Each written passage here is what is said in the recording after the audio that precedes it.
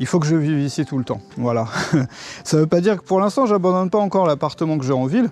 On verra après ce que j'en fais. Je peux toujours le louer, je peux toujours, voilà, ou le prêter à un ami. Moi, j'ai installé un robinet, voilà. Et il y a des gens tu vas halluciner, hein. Il y a des gens qui m'ont installé aujourd'hui la fibre optique.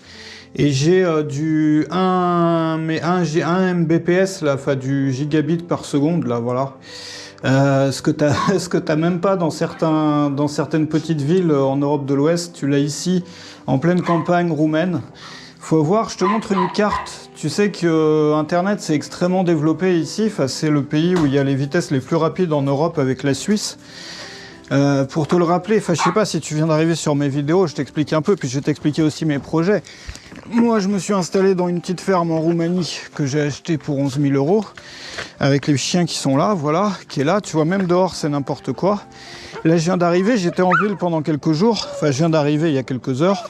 J'étais en ville il y a quelques jours, enfin, pendant quelques jours. Et au départ, je voulais avoir un équilibre entre la ville et la campagne. Je voulais vivre ici la moitié du temps et en ville la moitié du temps. Et j'aime tellement être ici que j'ai décidé de m'installer, voilà, d'y passer quasiment tout le temps, juste les week-ends en ville. Et du coup, au départ, mon projet, c'était de vivre sans eau courante, sans électricité. Et puis, les choses ont changé, parce que pour m'installer là à plein temps ou quasi plein temps, il faut que je puisse uploader mes vidéos, il faut que je puisse travailler, il faut que je puisse faire toutes les choses que j'ai besoin de faire. Et du coup, ça demande plus de travail dans la maison. Et du coup, je vais pas pouvoir continuer à vivre comme ça. Donc, j'ai acheté ça. Tu vois, bon là, il n'est pas encore mis en place. Mais j'ai acheté ce truc de cuisine. Non, moi, je veux que ça reste simple, par contre, hein. Donc, ça restera simple. Donc, je vais avoir l'eau ici. Pour l'instant, juste l'eau froide. Et puis, bientôt, l'eau chaude aussi. Et puis là, tu sais, il y a un débarras qu'on va transformer. Demain, je vais aller acheter le matériel, les toilettes, la douche. Il y aura une douche ici. Il y aura des toilettes ici. Voilà, on va faire les canalisations dehors, fosse septique, tout ça. Et du coup, je m'installe. Voilà, l'électricité, je vais la refaire. L'électricité, je m'y connais parce que j'avais déjà tout refait au Cambodge. Pour l'instant, c'est un vieux système. Tu vois, là, j'ai allumé la lumière alors qu'avant, j'utilisais pas. C'est un vieux système qui date des années 60, qui n'a pas été refait. Donc ça, je vais m'attaquer à ça après, mais on fait chaque chose en son temps. Donc d'abord l'eau, ici, qui sera finie demain. Et puis, parce qu'il faut que j'achète encore des tuyaux, des raccords, tout ça. Et puis, dans les prochains jours, la salle de bain. Et du coup, moi, je reste ici, quoi. Voilà, alors tu vois, pour l'instant, il y a des cartons partout, c'est sale. Là, il y a même de la boue dans la maison parce qu'il a plu. Comme je te disais, il pleut à travers le plafond. J'ai des bestioles, j'ai des espèces de termites ou d'insectes dans les poutres, là. Tu vois que ça fait de la poussière, là. J'avais la même chose au Cambodge. Donc, il faut que je fasse un traitement là-dessus aussi. Je vais te montrer d'ailleurs pourquoi il pleut dans la maison.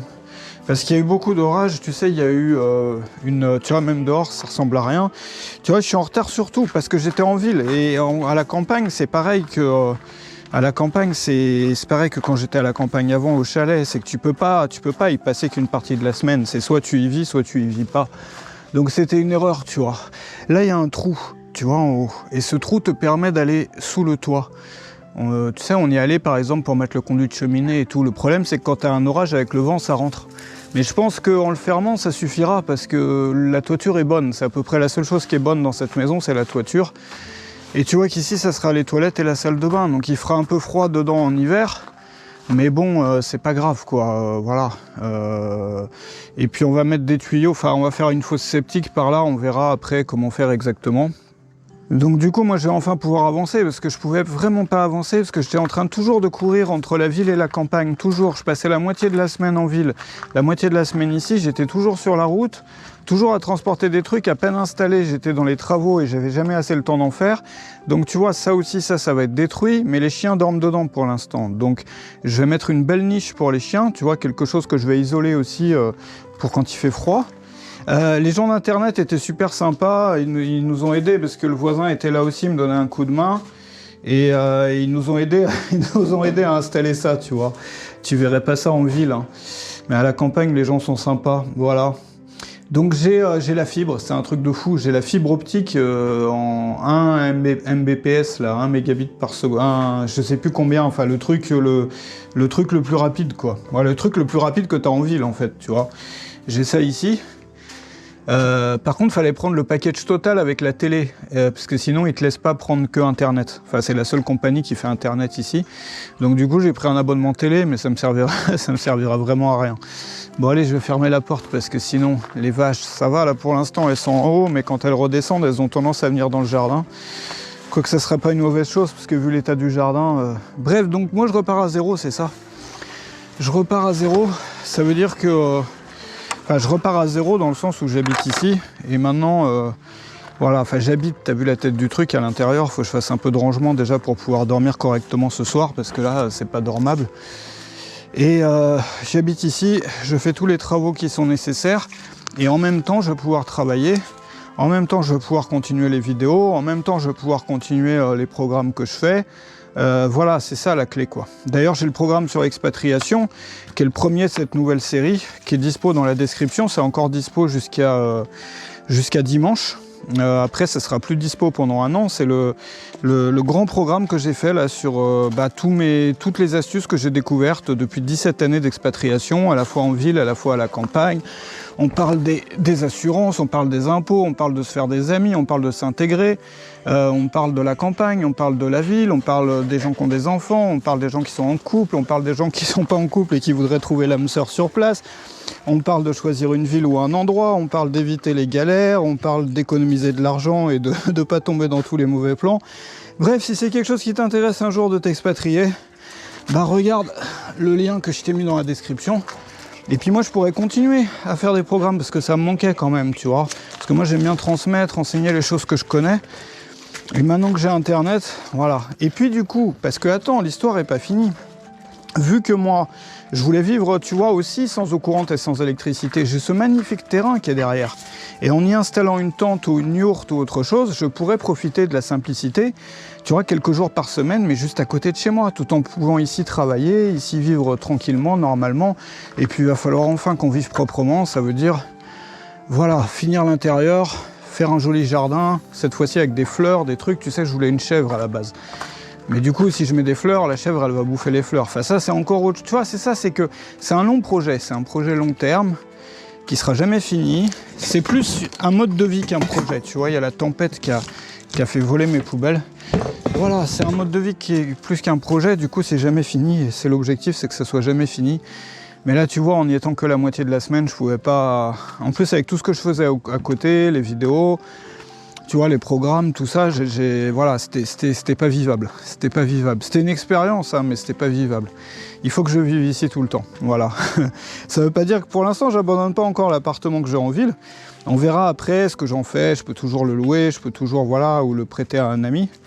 Mais pour l'instant, ça sera pour passer des week-ends, tu vois, un jour ou deux par semaine. C'est tout. Puis j'adore tellement être avec les chiens ici. Je me sens tellement mieux. Bon bah écoute, moi j'ai fait à manger là, et puis tu sais, je voulais faire un test de vitesse pour internet, là le modem il est ici, tu vois, et j'ai fait un test de vitesse, je te montre ce que ça donne, c'est assez impressionnant, j'ai plus de 700, je sais plus si je me suis embrouillé tout à l'heure en te le disant, entre les gigas, les mégas, les choses comme ça, là je suis à plus de 700 mégas par seconde, et je me rappelle quand j'avais mon chalet à l'époque, au tout début j'étais en 3G, mais j'avais rajouté une antenne sur le toit, et j'étais à 1 méga juste par seconde, voilà. Là, je suis à 700 fois plus, enfin, c'est impressionnant pour la campagne. Donc là, je vais pouvoir vraiment bien travailler. Je suis content parce que moi, mon problème, c'est les uploads, quoi. Tu vois, j'ai toujours besoin de bon internet pour pouvoir uploader, sinon je peux pas faire de vidéos. Et donc là, je suis sauvé. Là, ça, c'est le gros avantage de la Roumanie, hein. Je te remets la carte d'Europe des débits internet. Et c'est vrai qu'ici, maintenant, c'est ultra développé. T'as la Roumanie et la Suisse qui sont en tête, vraiment, quoi. Bon, allez, c'est l'heure du coucher de soleil. Je vais aller avec les chiens faire ma balade du soir dans le champ derrière.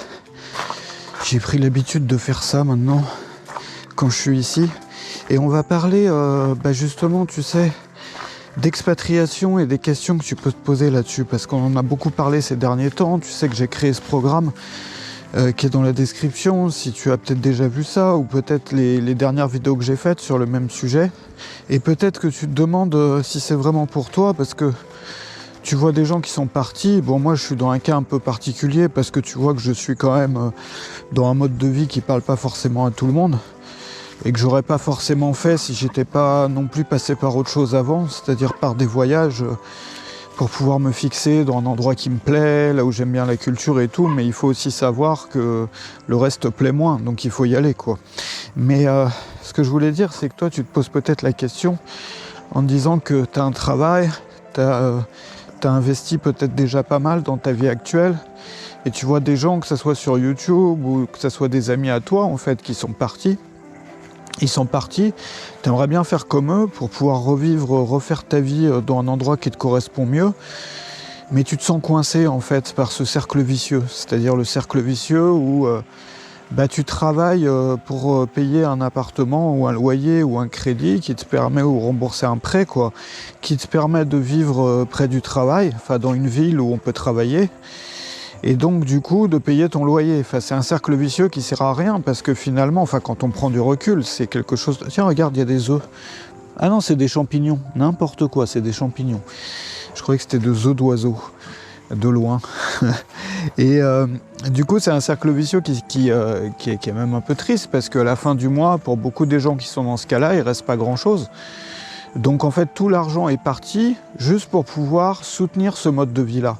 C'est-à-dire pour donner le droit aux gens de travailler, et donc de payer un loyer, et donc de ceci et donc de cela. Et quand tu regardes même beaucoup des dépenses qu'on fait, rien que l'habillement, on ne s'habillerait pas pareil. Moi, je ne m'habille pas pareil ici que je m'habillerais si j'allais travailler dans un bureau, par exemple. Le moyen de transport, enfin toutes ces choses-là, sont des choses qu'on dépense juste pour pouvoir aller travailler, en fait. Et quand on enlève le travail de l'équation, alors l'idée c'est pas forcément de vivre sans rien faire, c'est pas forcément non plus de se mettre à son compte, parce que tout le monde n'a pas forcément envie de faire ça. Et ils sont énervés, les petits chiens. Mais il faut juste voir que l'élément travail, en fait, justifie ce cercle vicieux-là. Enfin, le travail moderne, le travail dans les bureaux, etc., ou le travail en usine, ou le travail dans un magasin. Tu sais que jusqu'à pas très longtemps, jusqu'à la révolution industrielle, les gens travaillaient davantage en famille, en fait. C'est ce qu'on voit ici. C'est ce que moi j'ai vu au Cambodge aussi beaucoup. Le Cambodge, c'est l'un des pays au monde où il y a le moins de salariés en proportion de la population. Alors c'est intéressant parce que tu vois des familles qui travaillent. Alors si c'est des familles urbaines, souvent elles ont un magasin et souvent elles vont habiter dans le magasin ou à l'étage et tout le monde participe. C'est une entreprise familiale. C'est des petites entreprises, hein, toutes petites. À la campagne, tu as des paysans, pareil, qui travaillent en famille. Et puis, tu as aussi des artisans qui travaillent souvent en famille. Et en fait, là, tu as un mode de vie qui est, même si, pareil, il ne reste pas forcément beaucoup d'argent à la fin du mois, que ce n'est pas forcément des gens qui gagnent des 1000 et des 100, qui ont aussi beaucoup d'autres problèmes, dont des problèmes financiers, puisque c'est un pays qui est relativement pauvre. Mais tu vois, un mode de vie là qui est quand même beaucoup plus sain finalement, que tu peux voir ici aussi à la campagne. Et moi, je voudrais t'engager à réfléchir peut-être à ça, surtout si tu es en famille. Est-ce que ça vaudrait pas le coup un jour, pas forcément tout de suite, mais un jour, de faire quelque chose comme ça? C'est-à-dire, si tu es seul, de faire quelque chose dans lequel tu t'accomplis, tu vois, parce qu'il n'y a pas que... les résultats, la compétition, faire meilleur que le voisin ou que ton concurrent, parce qu'on voit beaucoup ça dès qu'on parle de business. Moi, je pense que la vraie émulation, au contraire, c'est de faire mieux que ce qu'on a fait la veille, en fait, ou mieux que ce qu'on a fait, tu vois, mais pas seulement en termes de résultats financiers ou autres, mais en termes d'épanouissement aussi. Et les entreprises familiales, c'est un super bon moyen, justement, de s'épanouir tous ensemble, en fait, sans rester seul, sans avoir de transport, peut-être dans un pays où c'est plus facile, où la vie coûte moins cher, où c'est plus accessible aussi, parce que c'est vrai qu'en France, si tu veux monter une activité, c'est compliqué, il y a des papiers, il y a ceci, enfin c'est très compliqué par rapport à pas mal de pays. Enfin ici aussi ça peut être un peu compliqué, mais bon, voilà. Et peut-être ça, peut-être autre chose, mais je voudrais juste inciter à réfléchir à ce genre de choses, peut-être pour la prochaine saison de ta vie. Parce que tu sais, on croit souvent que on vit qu'une seule vie.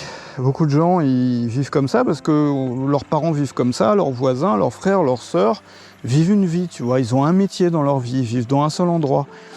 Alors que le monde est grand et on peut avoir des saisons dans sa vie comme il y a des saisons dans une série télé finalement, tu vois. Dans des endroits différents, avec des activités différentes, avec des saveurs différentes. Et je voudrais juste peut-être t'inciter aujourd'hui à réfléchir à ça. Quelle va être la prochaine saison de ta vie ? Ta vie à toi, la vie de ta famille aussi. Est-ce que tu voudrais pas lancer un projet comme ça ? Tu vois, peut-être même un projet dans lequel tu gagnes moins, mais finalement, parfois c'est rigolo parce que tu gagnes moins, mais il te reste plus à la fin du mois. Parce que ce que je te disais là dans cet exemple-là, qui est l'exemple de la plupart des Occidentaux, bon bah, ils gagnent parfois plus d'argent que dans d'autres pays, mais au final, à la fin du mois, il reste souvent pas grand-chose non plus. C'est ça que je veux dire par là. C'est-à-dire que tout l'argent part dans être capable de travailler, tu vois, se payer un loyer, comme je te le disais, ou rembourser un prêt pour se loger dans une ville dans laquelle il y a du travail. Donc juste pour pouvoir travailler, les transports pour pouvoir travailler, les ceci, les cela pour pouvoir travailler. Et donc tout, en fait, beaucoup des dépenses dans ce mode de vie-là, bah, ils sont juste là pour alimenter le fait de pouvoir travailler. Donc en fait, tu te demandes à quoi ça sert à la fin. Il y a beaucoup de gens qui se demandent à quoi ça sert tout ça, quoi. Alors moi, je voudrais pas forcément t'inciter à te mettre à ton compte, c'est pas pour tout le monde. C'est vraiment pas pour tout le monde. Mais le faire peut-être tranquillement en famille, ou au moins y réfléchir. Et si tu penses faire ça dans un autre pays, bah regarde ce que je t'ai préparé en dessous, même si tu fais pas ça tout de suite, hein. Parce que ça peut être un projet sur lequel se former, se renseigner, avoir les infos. Moi, ça fait 17 ans que je fais ça. J'ai fait pas mal de projets comme ça. J'ai monté un établissement, un petit commerce en Thaïlande. J'ai fait une maison en bois au Cambodge. J'ai vécu dans un chalet en Transylvanie rurale à l'époque. Maintenant, j'ai ce projet-là. J'ai vécu aussi en ville. Et j'ai voulu transmettre tout ce que j'ai appris, voilà, pendant ces 17 années. N'hésite pas à me dire aussi si j'ai pu t'aider dans les commentaires. Si tu me connais depuis un moment, je sais qu'il y a beaucoup de gens qui sont partis, notamment en Asie à l'époque, et en Europe de l'Est aussi, en voyant les vidéos que j'avais faites là-bas à l'époque. Et peut-être si toi tu vis ce genre de mode de vie là, n'hésite pas à le dire dans les commentaires, peut-être pour montrer à d'autres personnes que c'est faisable, quoi, que c'est possible. On croit souvent que c'est un énorme truc. C'est vrai qu'il y a beaucoup de questions à se poser. Voilà, tu vois, ça serait dommage de ne pas faire ça une fois dans sa vie. Moi, je pense vraiment ça. Parce que je vois ce que ça a apporté, moi, ce que ça m'a apporté, en fait. Ce que ça a apporté à tellement de gens. Tu sais, c'est pas, moi, je crache pas sur la France, attention. Il y a des trucs qui me plaisent pas en France, effectivement. Mais je suis pas parti parce que c'est la France. Enfin, c'est pas la raison numéro 1. Dans le sens, si j'avais été italien, portugais, n'importe quoi, tunisien, n'importe quoi, je serais parti quand même, en fait. Parce que peu importe où on vienne, c'est l'idée d'aventure, en fait, de se retrouver dans un endroit qui n'est pas le nôtre, en fait, et donc de pouvoir se reconstruire en dehors de nos normes, tu vois, en dehors de la normalité que notre milieu social nous impose, de ce qu'ont toujours fait nos parents, de ce qu'ont toujours fait notre milieu, de pouvoir ouvrir des possibles, de pouvoir ouvrir des possibilités, et puis aussi d'avoir toujours des choses à découvrir, tu vois. C'est beaucoup plus facile de se réinventer quand on a plus de choses, quand on a toujours des choses à découvrir. On a aussi un sentiment d'aventure qu'on vit tous les jours comme ça, parce que vu qu'on ne connaît pas tout, on est toujours un peu dans la découverte, même quand on connaît bien un pays. On a toujours ce sentiment de fraîcheur qui nous évite d'être blasé, tu vois, de devenir blasé, de devenir déprimé. Moi, j'ai ça quand je suis ici, j'ai ça quand je suis, tu vois, quand je suis n'importe où dans le monde. Mais quand je reviens en France, pas parce que c'est la France, mais parce que c'est le pays que je connais le mieux, d'un coup, je me sens... je sais pas, la déprime arrive très vite et puis je me sens blasé, tu vois. Enfin, ça me paraît gris, ça me paraît normal. Pourquoi ? Parce que pour moi, c'est normal. Parce que j'ai grandi là. Et même si on fait pas forcément ça pendant toute sa vie, moi, je vois l'ouverture que ça procure aux gens. Et je sais pas. Moi, je pense que tout le monde devrait vivre ça, en fait, une fois dans sa vie. Voilà. Donc, je vais te laisser là-dessus pour aujourd'hui. N'hésite pas à regarder le programme parce que ça sera dispo, c'est dispo jusqu'à dimanche. Et puis, dès la prochaine vidéo, on va commencer les travaux. Enfin, on va recommencer les travaux. Moi, j'en ai un peu marre d'être dans les travaux parce que, comme tu l'as vu, j'ai fait ça pendant... là, ça fait quasiment 1 an que je suis dans les travaux. Entre l'appartement, entre ça, entre machin, enfin... Donc, du coup, je voulais faire une petite pause. C'est pour ça que les choses ont été un peu lentes. Parce que je voulais juste me poser à un moment, tu vois, j'en avais juste marre. Et puis, bah là, ça va reprendre. Mais ça va reprendre lentement, tranquillement, tu vois. Je suis plus pressé, moi, comme avant, tu vois. Voilà. Je te remercie d'avoir été là aujourd'hui. Un grand merci à toi d'être là à chaque fois sur les aventures, enfin, pour suivre les aventures. Et je te mets 2 autres vidéos, comme d'habitude, que tu n'as peut-être pas vues, que tu as peut-être ratées. Donc, la dernière vidéo, et puis aussi une autre vidéo qui est conseillée automatiquement en fonction des vidéos que tu n'avais pas vues avant. N'hésite pas à t'abonner à la chaîne non plus, comme ça, tu verras tout ça. Et je te retrouve très bientôt, là, dans quelques jours, pour le début des travaux. Les chiens sont énervés. Salut chez toi.